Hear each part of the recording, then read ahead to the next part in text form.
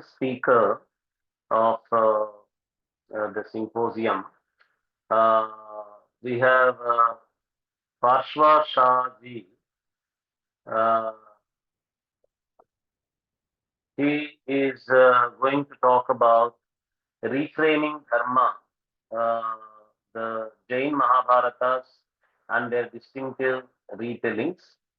Parshva Shah ji is an international lawyer, international disputes lawyer, an independent researcher in Jain studies. Parshva Shah is a cross-border disputes lawyer working in the chambers of Mrs. Karishma Ora, a barrister at 39 Essex Chambers, London. His work primarily focuses on complex commercial arbitration and litigation in the courts of England and Wales, DIFC, Dubai, and India. Beyond the courtroom, Parshva is a passionate student of Indian history and comparative religion with a deep-rooted engagement in Jain philosophy. His journey began at a young age under the guidance of His Holiness Gachadipati Acharya Shri Vijay Punya uh, Palsurishwar Ji Maharaj, the 79th successor of Lord Mahavir Swami. His Holiness's engaging discourses on the past and future births of Rama, Lakshmana, Sita, and Ravana, as discussed in the Svetambar Jain text, inspired Parshva to study the Jain retellings of the epic. Parshva remains committed to advancing nuanced conversations that blend Indic traditions with contemporary thought, legal practice, and cross-cultural dialogue. Over to you, Shri Parshva Shahji. Namaste, everyone, and thank you very much, Dr. Paturi, for the very kind introduction. Uh, I believe one of the earlier bits in the description that you read out earlier was from the earlier symposium on Ramayana.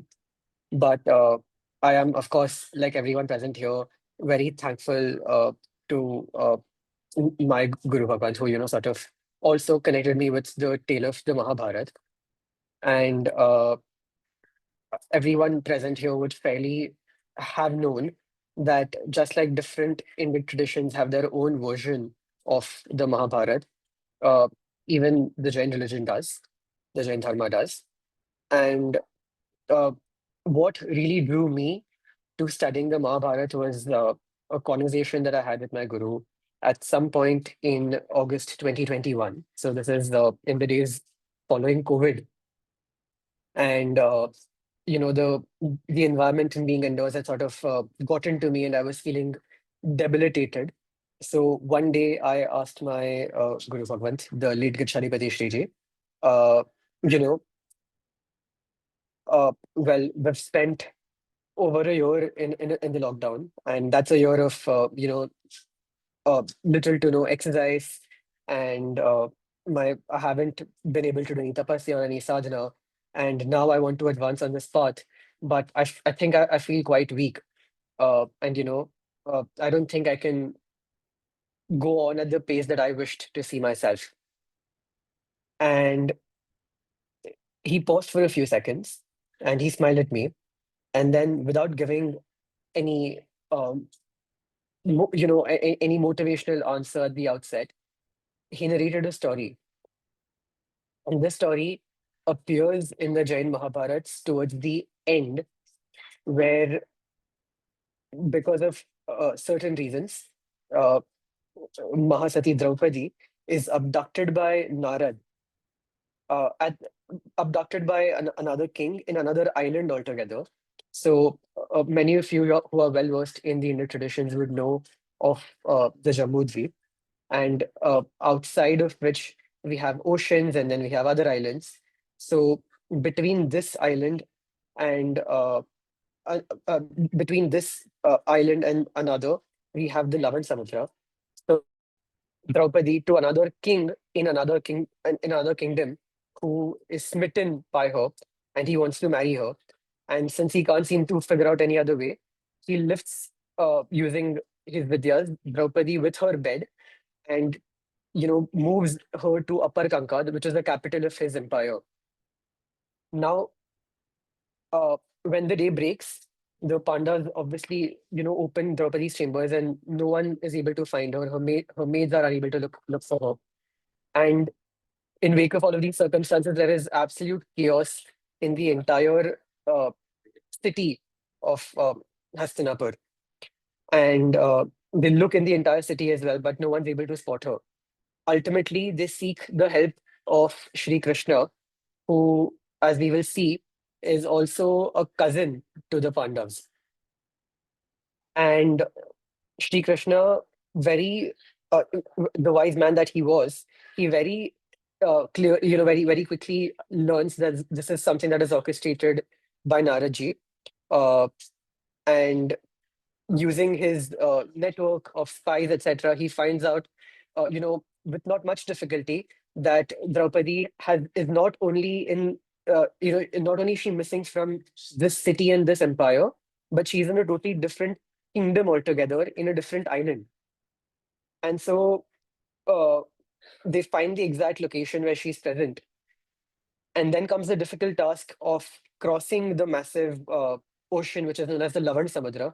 The Lavan Samudra, because it is a very salty ocean, unlike other oceans which are mentioned in Jain cosmology, which could taste differently, such as the Kshirodadi Samudra, which tastes like sweet, fragrant milk.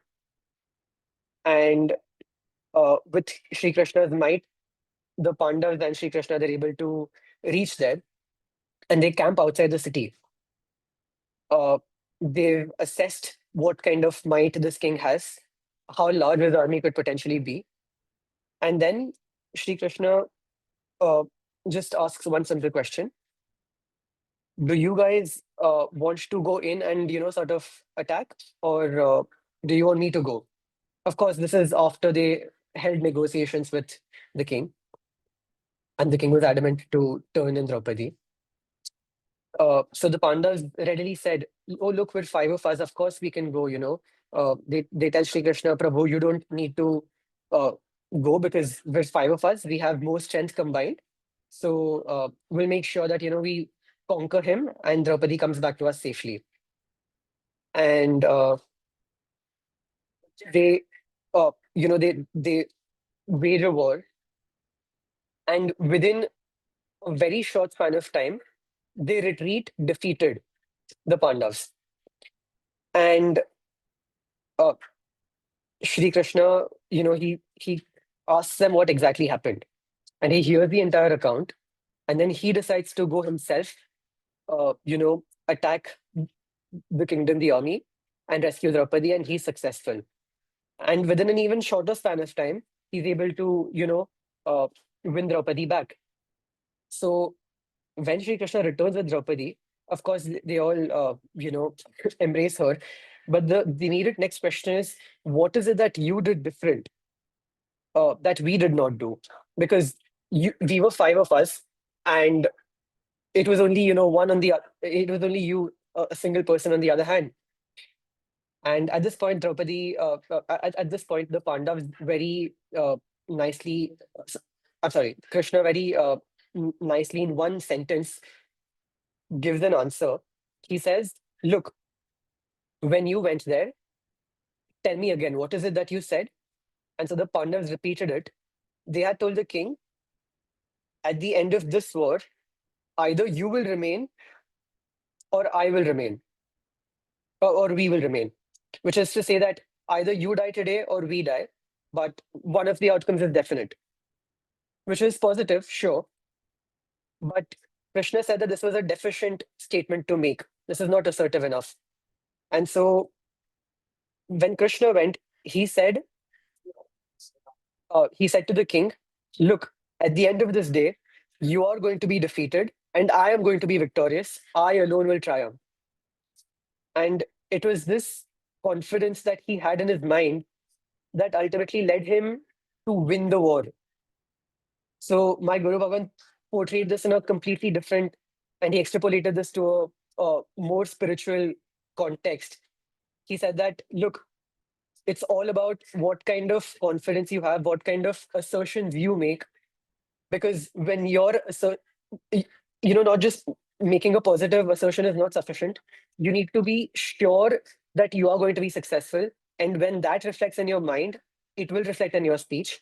And when both of those things happen, you'll ultimately be able to do your desired sadhana or anything that that you want to do in life, and you'll be successful. And this is, of course, a very tiny example, but I was quite, surprised to think that there were so many stories and other anecdotes that were buried within the Mahabharata that I did not have a chance to explore it all, because for most of my life growing up, I've only been exposed to the major bits of the Mahabharata, which mostly relate with how the war happened, what happened in the war, and what happened after the war. So this was quite uh, you know pleasant to read and learn about. And eventually I got my hands on the various versions of the Zen Mahabharats. So just like when we did the talk on the Ramayana, it's important to know that the Jain Mahabharata, although as a body is one story, there are various iterations of this epic appearing in different texts. The oldest references to Shri Krishna, to the Pandavas, uh, appear in the original Jain scriptures, which are the 45 Jain agams that are accepted by the Shwetambar Jain Murti Puja community, as well as the most ancient Digambar scriptures. In the Jain agams, we have n- not less than six agams, such as the Samvarang Sutra or the Sthanang Sutra or the Jnata Dharma Katha Sutra, where the Pandavas are mentioned, the conquests of Krishna are mentioned, how he subdued three made massive serpents in his early childhood. The entire account of that is narrated very beautifully. The way he was powerful, not only physically but also mentally, someone whose resolve could not be broken down by anyone, also finds mention in the agams. And with respect to the Pandavas, we have a detailed mention of how in the Jnata Dharmakatha Sutra, these Pandavas ultimately, towards the end of their lives, took Diksha and attained Nirvana. So much of these stories were lost. For example, Jnata Dharmakatha Sutra, the sixth Anga Agam in Jain literature, used to have uh, several million stories, out of which only some tens of thousands stories remain today. Uh, the bits that were lost in the Agams were captured by acharyas, contemporary acharyas, who sort of gave the epic a broader and more structured shape. And so the most popular Jain Ramayan that exists among several other versions is the Pandav Charitram by Shri Dev Pravacharya, which is complemented, of course, by the very popular Jain text, Trishashti Shalaka Purush Charitra, which I referred to in my earlier talk on the Ramayana. My discussion is limited to the peculiarities, perhaps, in the Jain Ramayana, what the Jain Ramayana focuses on in certain aspects, where other editions don't focus as much.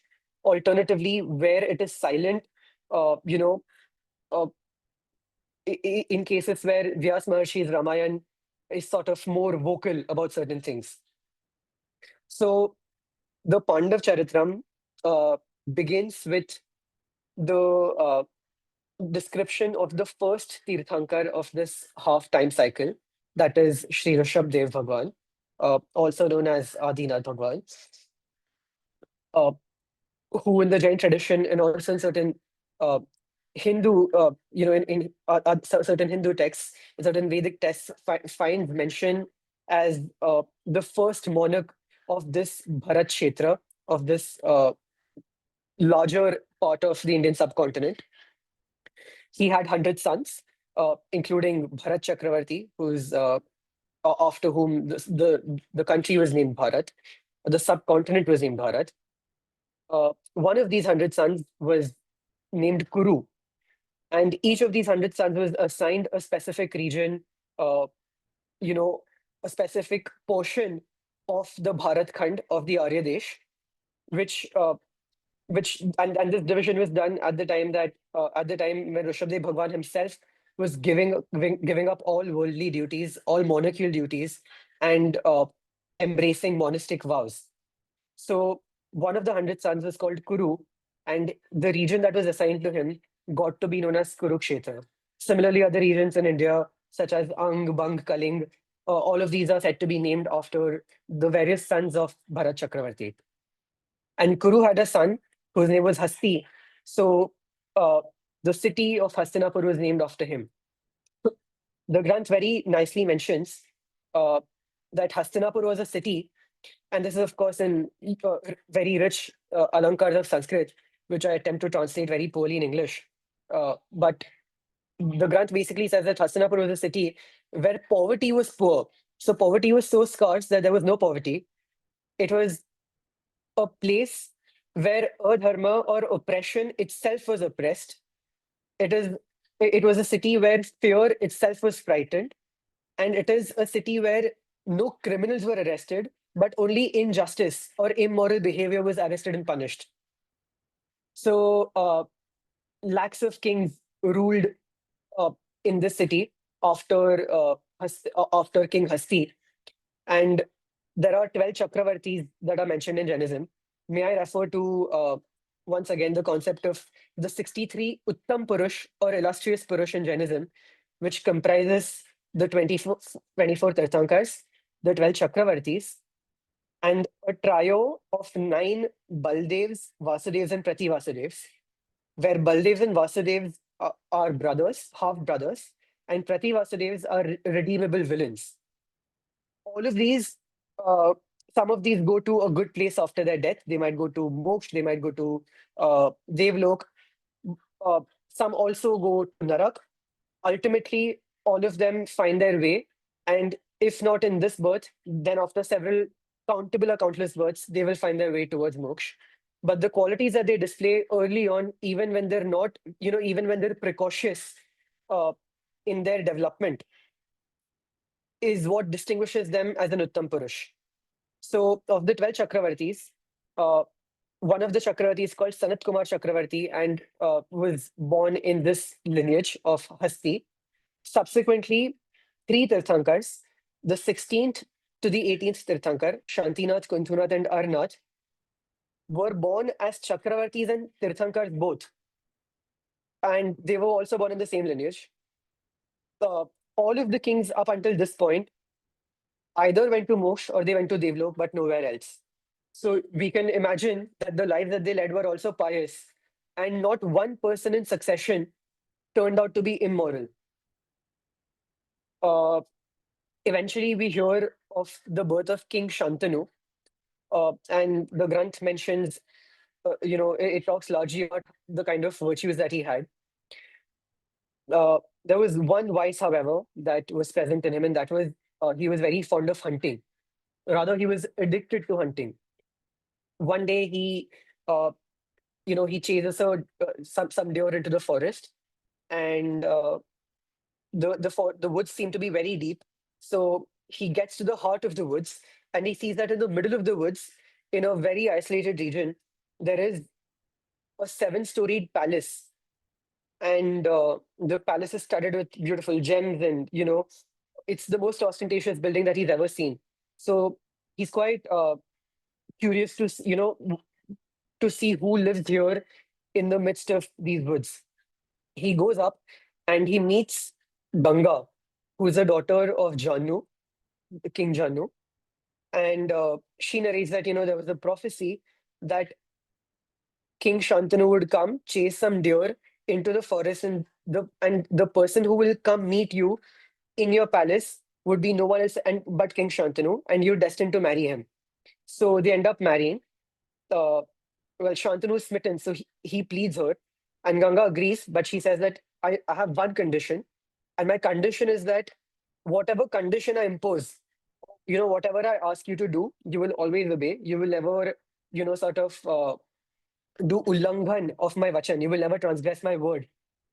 So uh, King Shantanu agrees, and they retreat to, uh, they retreat to their to the city of Hastinapur. Now, as time goes, they bear a child called Gangeya, named after Ganga, of course. And after some time, Shantanu takes again to hunting, which uh, Ganga does not like at all. I must mention here that the characters, largely the characters shown in the Jain Mahabharata, are shown as practitioners of Jainism. And Ganga was also a devout Jain. So she goes to the Janalaya to worship the Tirthankars every day. And Shantanu slowly, is reminded of his old habits and he takes to hunting. And Ganga stops him multiple times, once, twice, and thrice, but he does not listen. So Ganga reminds him of the word that he gave her, which is, if you don't agree to my word, I will abandon you and I will go. And that's exactly what happens. So Ganga takes the son with her and goes uh, to her father's place, where they spend 24 years. In these years, uh, Shantanu and Shantanu is going on various hunting expeditions, from time to time. And one fine day, he enters a different part of the woods, and this is after 24 years, where he meets where he meets a lot of animals.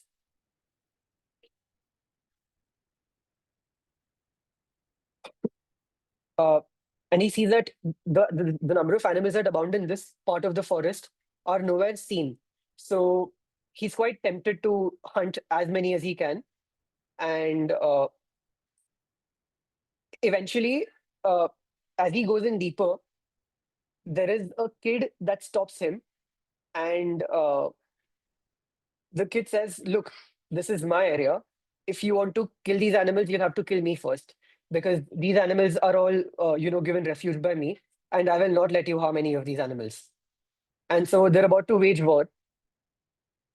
This is Ganga happens to be around, and she immediately shouts and says, "Do you not know who you are? You are father and son, and you shouldn't be fighting like this." So they're reminded that you know this is the same Gangeya that he hasn't met in 24 years. And by this time, Shantanu has also become, he's also become old. So Ganga advises Gangeya to go live with his father. And because there's a considerable age difference between Ganga and Shantanu, Ganga can sort of retreat to her earlier palace, and she can, spend the rest of her time in various forms of aradhana and dhyan. Uh, Very reluctantly, Gange agrees. But once he agrees, he shows so much devotion towards his father, Pitru Bhakti, as we know as in our in Indic culture, that one fine day, uh, Shantanu is on an expedition, and he sees this one fine woman who's still very young, and he falls in love with her immediately. On asking who she is, he finds out that this is the daughter of a boatman. So he pleads with the boatman, and the boatman says, "Look, I'm happy for you to marry my daughter, but if she were to bear a son, then that son is never going to be able to rule the throne of Hastinapur, because Gangeya would always have first rights because he was the eldest son and his mother was the elder queen."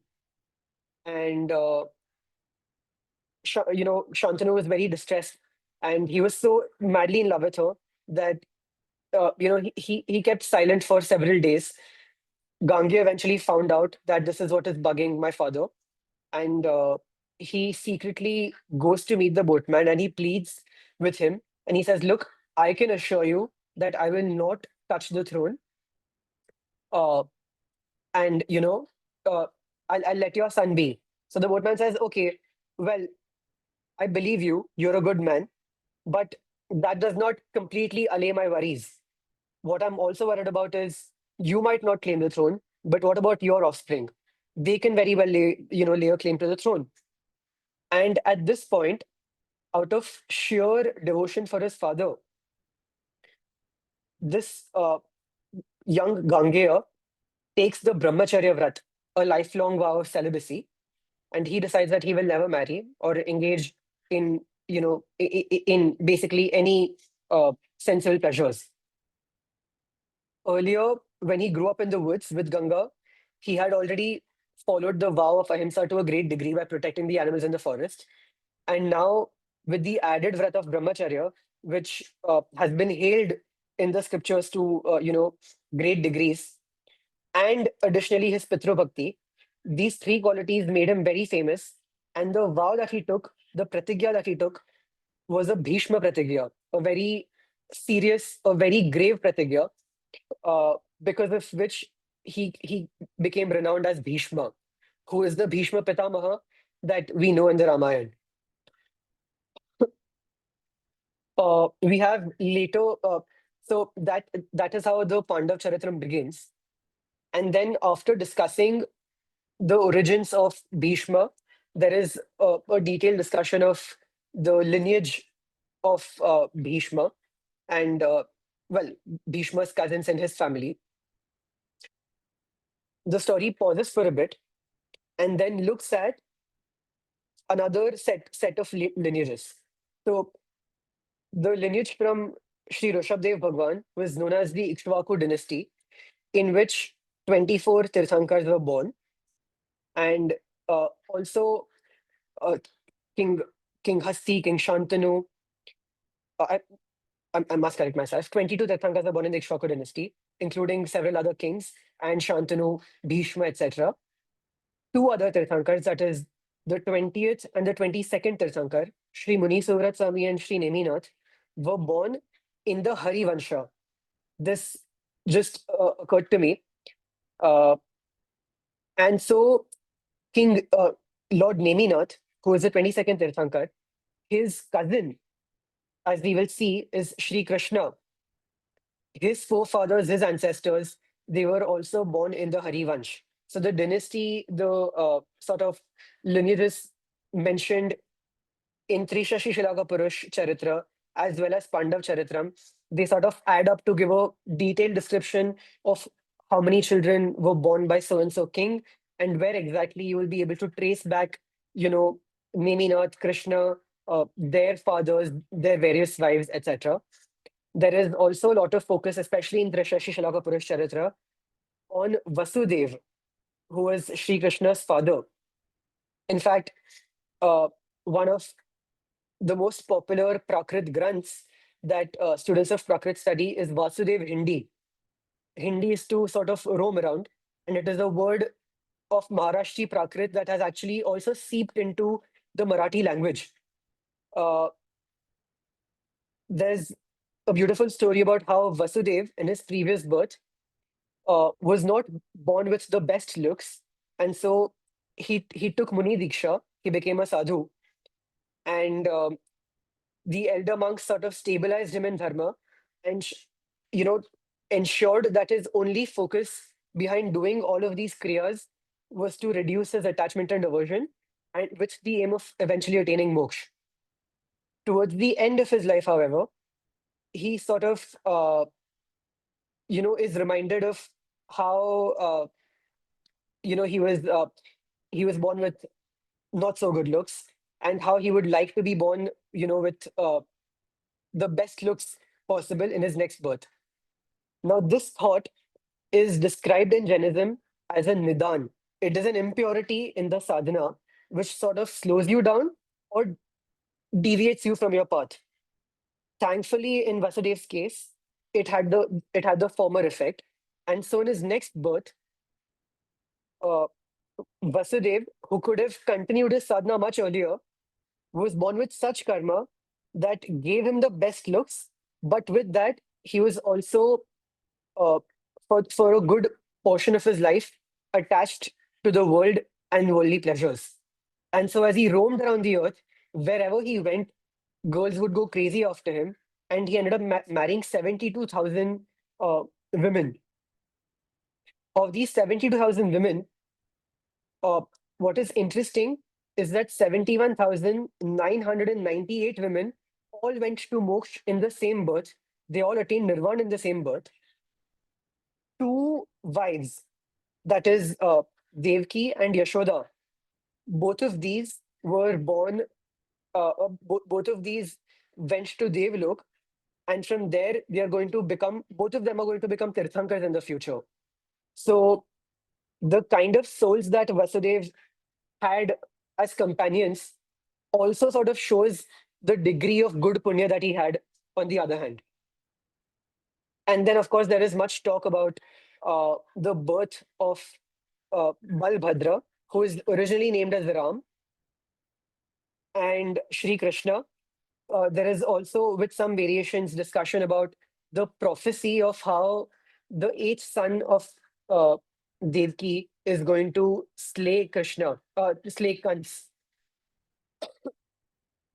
The previous births of Kans are also mentioned in much detail, but I don't intend to cover them for because of inadequate time.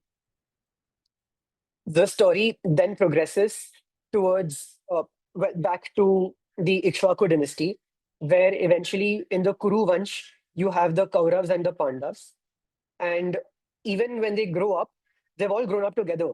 But even when they grow up, we see a certain sort of alliance between the Kauravas and the Pandavas, and we see how there is sort of there is not outright enmity between them, but we do see attempts of the Kauravas particularly trying to put the Pandavas down, and the Pandavas, they often outsmart them, but and there seems to be a tussle going on between them. At the end of the day, it looks like everyone comes back together and they live happily, but as they grow, this situation tends to worsen, and their the bonds that they had within both fraternal organizations, they sort of become stronger, and from the Kaurav's end, the bond sort of weakens. uh, there is then the mention of how they came across Draupadi. Draupadi's previous births are also mentioned in the scriptures. In fact, a very interesting point about Draupadi is that the sixth agam, Gyata Dharma Katha Sutra, read with another agam known as Rayapasini Sutra, talks in detail about how Draupadi would worship the Tirthankars in 17 different forms, with 17 different forms of puja every single day. So she would take a peacock feather and first clean the pratima. She would use the most fragrant incenses that only celestial beings knew of, and she would kneel and pray, and all of these are mentioned in excruciating detail in the agams, which in fact tended to be the earliest scriptural evidence that idol worship was an integral part of Jainism. So that was on a side note. In her previous birth, Draupadi had taken Diksha. She had become a sadhvi, and she was also engrossed in her own sadhana, where at one point she uh, happened to see a very beautiful prostitute uh, somewhere on the street, and five different clients were trying to solicit her, but she was acting haughty and she was not giving in to any of them, and they were all sort of bargaining to get some time with her. And the sadhvi, uh, she in that moment she had a thought uh, that I've taken, I've I'm observing all of these monastic practices, but it would be nice if I too could have five different men soliciting me at the same time. And that thought, which is also another example of Nidan, uh, led her to bind such karma that she would be, that she would end up marrying five men at once, which was sort of then considered an anomaly in Indic culture, because we will note that in the Indian culture historically, uh, for multiple reasons, it was common practice for men to have multiple wives, but not the other way around. And so, and this is where there's a slight variation from Shri Vyasa Mahabharata, where at the time of Draupadi Swayamvar, the practice of Radha Ved, which is shooting and shooting the arrow in the perfect target and a moving target, was only accomplished by Arjun. And as such, only he was entitled to marry her.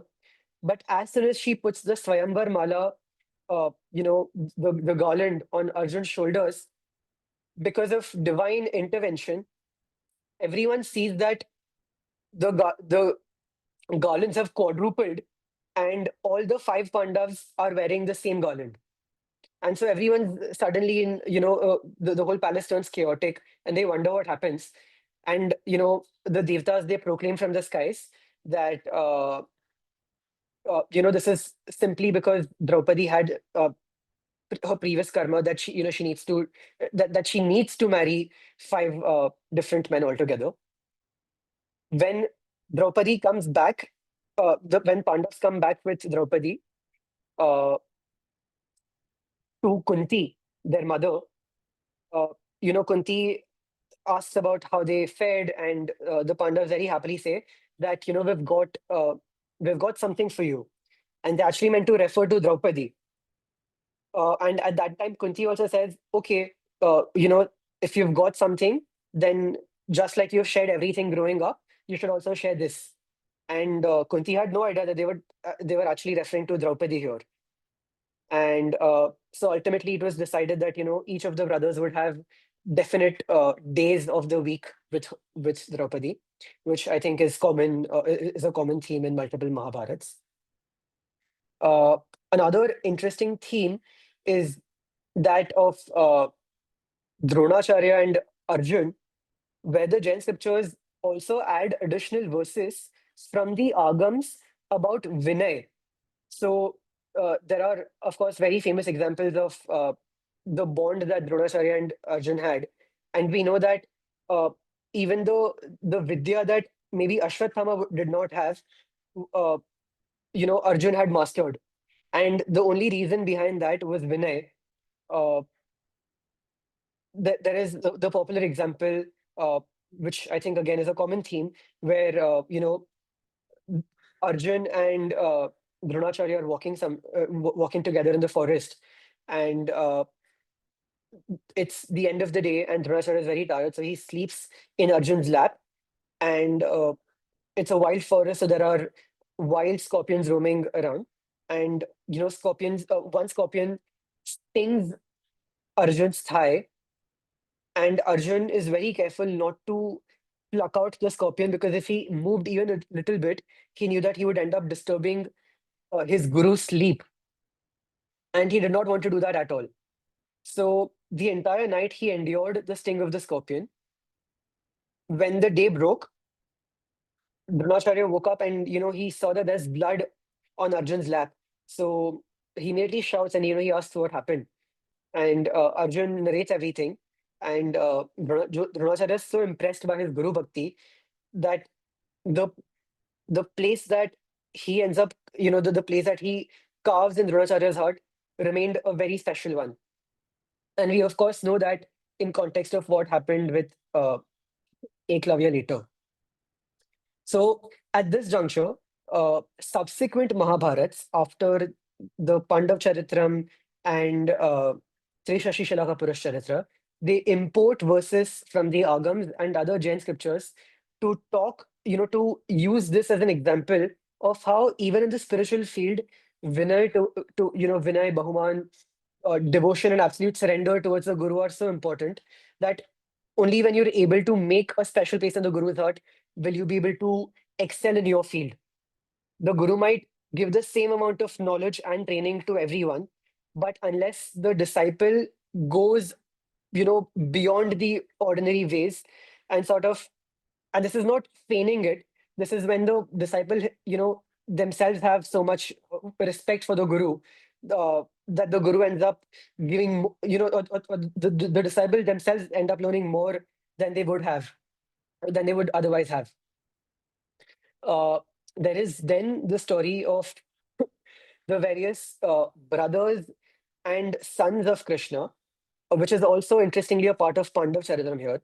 What we do see is, in while the title is Pandav Charitram, the role that is played is, the central role is played not only by the Pandavas but also by Shri Krishna. And there's a very nice observation that is made there, that at the time of the war, Shri Krishna's entire army was with the Kauravas, but Shri Krishna, for the story that we all know, was with the Pandavas, and because Shri Krishna, who metaphorically here also symbolizes the truth, was with the Pandavas were destined to win. The details of the war are, they're replete with a lot of variations. I don't want to uh, delve into those, but I definitely would like to talk about Bhishma once again here.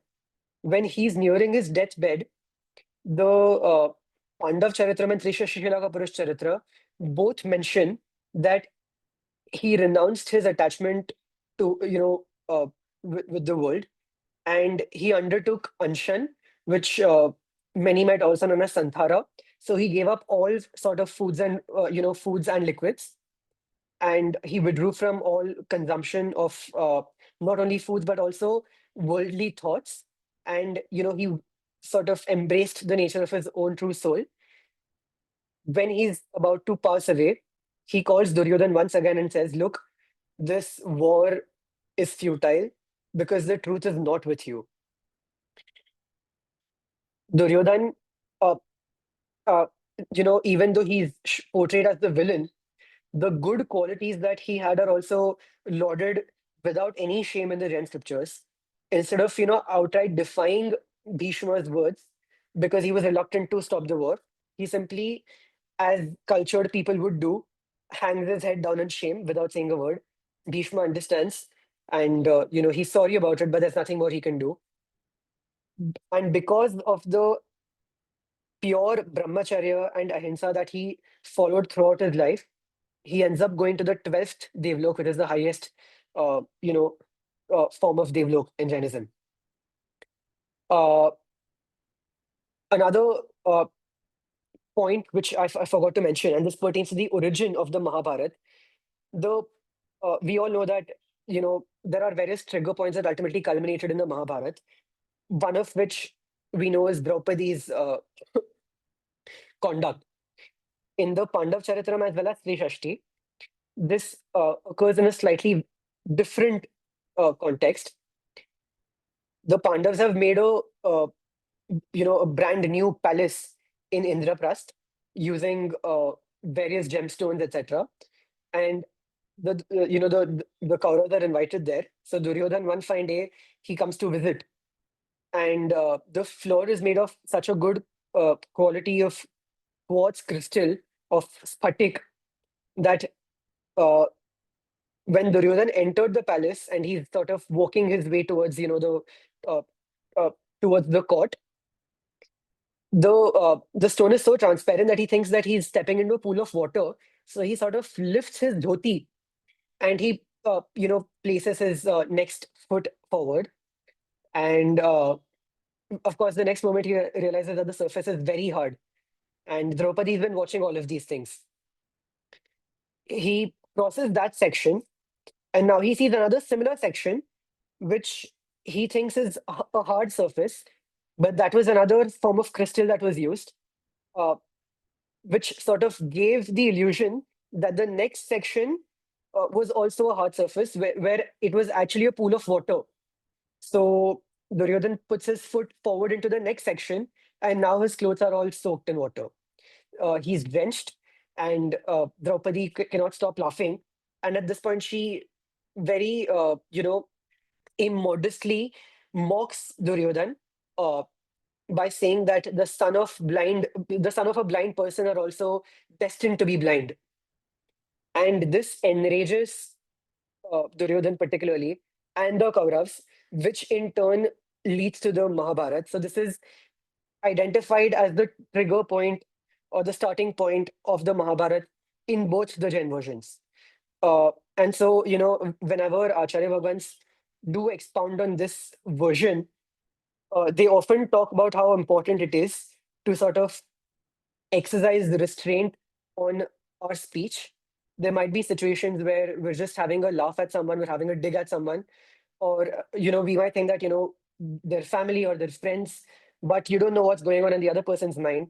And so it's very important to note that even words said mockingly can hurt someone so grave that it could lead to a war which wipes out millions of people off the face of the earth. Uh, I realize that I'm nearing the end of my time. So, just a few other things. Uh, After the end of the war, the Vanvas, the war, etc., uh, there is the abduction of Draupadi, which I referred to in the beginning. Once Draupadi is when Draupadi is has come back to the Pandavas, it is now time to cross the ocean again and return to the Jambudvip. Now, at this juncture, the Pandavas think to test Krishna's might because they've heard he's a Vasudev. He has the might of half a Chakravarti and he's king of one half of the Bharat Kshetra. So, so apologies. Uh, so they decide that they will take the boat with them and they will leave Krishna, to come by himself. And so Krishna, there's also a chariot that is left for Krishna.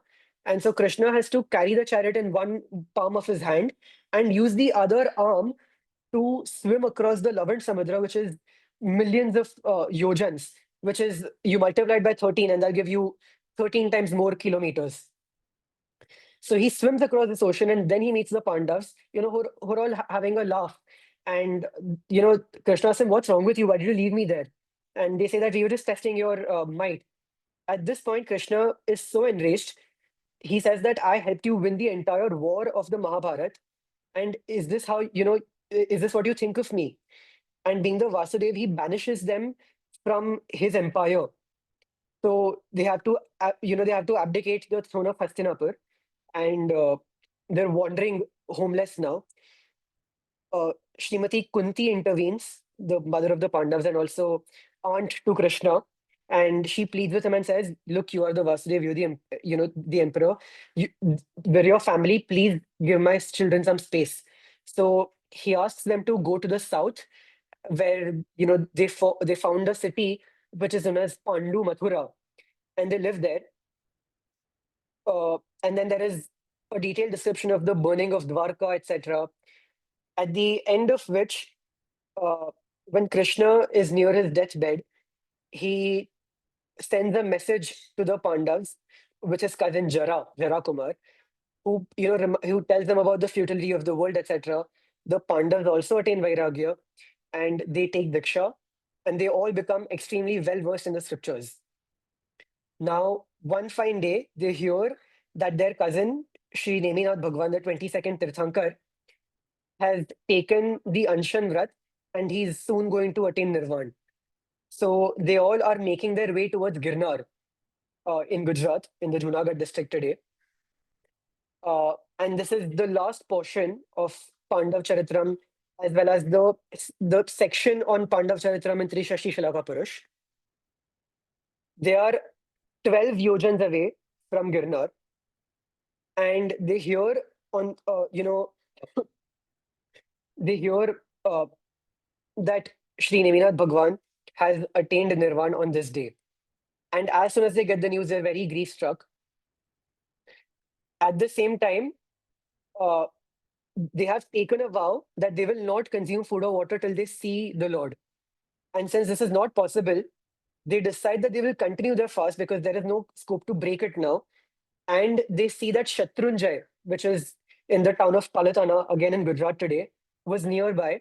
So they climb the mountain of Shatrunjay with, I believe, 3 crore other munis, and they all spend over a month doing Anshan. And on the day of Ashwin Shukla Ashtami, they all attain Nirvan. Draupadi does not attain Nirvan, but she goes to Devlok.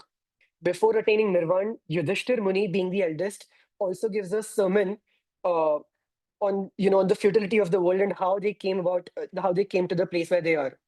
Uh, the figure of the monks accompanying them was 20 crores, not 3 crores. Sorry for the oversight. On the other hand, we have uh, Krishna's brother Balram, who has also taken Diksha, and he's in a forest where where his sadhanas affected the forest so much that the animals in the forest, even the wildest animals, have become tamed and they do not kill other animals to eat. Uh, and Shri Balram also ends up going to Devlok. And that is ultimately how the Jain Mahabharata comes to an end. Of course, I've glanced over many details, and my understanding is that there are more variations in the Jain Mahabharata as opposed to the Jain version of the Ramayana. But maybe we can look at them when we have more time some other time. But thank you all for listening, and namaste once again. Wonderful, Parshva Shahji. This was probably for many who do not know the Jain version, would have been very, very interesting for all of them.